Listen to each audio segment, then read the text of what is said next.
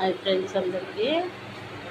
ఇక నేనైతే కొత్త షాపు ఓపెన్ చేసిన. ఇంకో షాప్ ఉంది ఆల్రెడీ మాకు. అలా నా పెద్ద బిడ్డే మా ఆయన ఉంటారు. ఇళ్ళనేమో నేను ఇక వేరే షాప్ ఎంటైనా మా సొంత మిల్లు కాడ ఫస్ట్. చూడండి ఫ్రెండ్స్, సామాన్ కొన్ని తెచ్చినాము, ఉంటే తెచ్చినాము చాలానే. నిజమాకు చాలా టైం పడుతుంది అన్నీ ఒకటొకటి నిజమాకే వరకు. ఇవన్నీ నింపాలి, ట్రేలన్నీ ఇవన్నీ నింపేసి కొన్ని పెట్టుకుంటూ వస్తున్నా. ఇవన్నీ సామాన్ పెట్టేది, సామాన్లో కొనుక్కోవడం, బిస్కెట్లు చాలా ఉన్నాయి పెట్టేది. దేవుని దయ వల్ల మీ బ్లెస్సింగ్ కూడా ఇవ్వండి.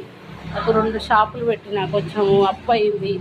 ఈ 2 షాపులు పెడతానని అప్పు జరుపుకుంటా అన్నట్టుగా ఒక షాప్ మీద ఇద్దరం ఖాళీ ఉంటున్నాం. నా పెద్ద బిడ్డ కూడా ఇక్కడ డ్యూటీకి పోదు, ఇంకా ఇదే అని ఇంకా కలిసి ఏమంటారు బయట పోవడం ఎందుకమ్మా, నేను ఇదే ఇంకా షాప్ పెట్టు నేను ఉంటా అన్నది.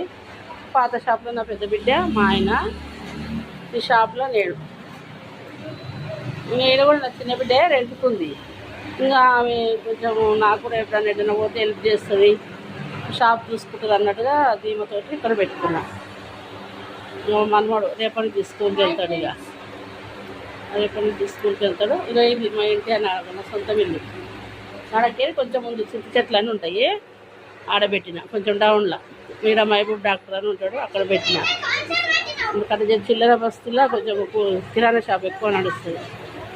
ఇంకా నాకు బయట పని చేసేది తెలియదు ఫ్రెండ్స్, షాపులో పెట్టుకుంది. ఇప్పుడు కాదు, నా పెళ్ళి అయినాక 2-3 ఏళ్ళ నుంచి నేను స్టార్ట్ ఈ షాపులు పెట్టుకునడము, వ్యాపారం చేయడము. ఒక చేతి కింద పనికైతే పోలే ఇప్పటిదాకా. సరేనా, మీరు కూడా బ్లెస్సింగ్ ఇవ్వండి. మీకు కూడా షాపులు ఉంటే కొంచెం మాకు కూడా ఐడియా ఇవ్వండి. ఇంక ఇది కాకపోతే ఇంకేదో తెచ్చి పెట్టండి, ఐడియా ఇవ్వండి. కామెంట్ బాక్స్లో కామెంట్ చేయండి, ఇట్లా పెట్టండి అట్లా పెట్టండి. కొంచెం ప్లీజ్ సబ్స్క్రైబ్ చేసుకోండి, లైక్ చేయండి, షేర్ చేయండి. సబ్స్క్రైబ్ చేసుకొని లైక్ చేయండి, షేర్ చేయండి. బాయ్ మరి.